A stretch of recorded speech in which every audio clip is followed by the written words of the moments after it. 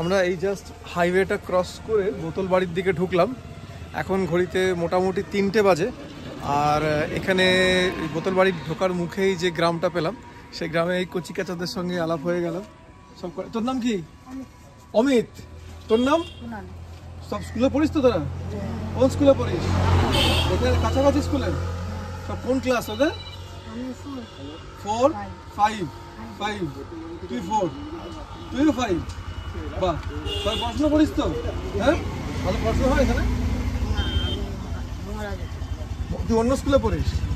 আচ্ছা, তো এরা সবাই স্কুলে পড়ে, সব 5-6-এর ছেলে। আমাদের সঙ্গে রাস্তায় দেখা হয়ে গেল। এদের মূল ব্যাপারটা হচ্ছে যে আমরা যেখান দিয়ে যাচ্ছি এদের মতো ছেলেগুলো হাত নাড়ছে, মানে ওদের একটা অদ্ভুত কৌতূহল এবং আনন্দ। এবং আমাদের কাছে যেটা ভালো লাগছে ওদের নিষ্পাপ অভিব্যক্তিটা, অর্থাৎ প্রত্যেকে আমাদের সঙ্গে এত আলাপ করার চেষ্টা করছে। যখন দাঁড়িয়েই পড়েছি, আমি অনেকের সঙ্গে হাত নেড়েছি, আজকে এখানে দাঁড়িয়ে এদের সঙ্গে আলাপ করেই যাবো। ঠিক আছে, ভালো থাকবি, ফেরার সময় আবার দেখা করবো তোদের সাথে। ঠিক আছে।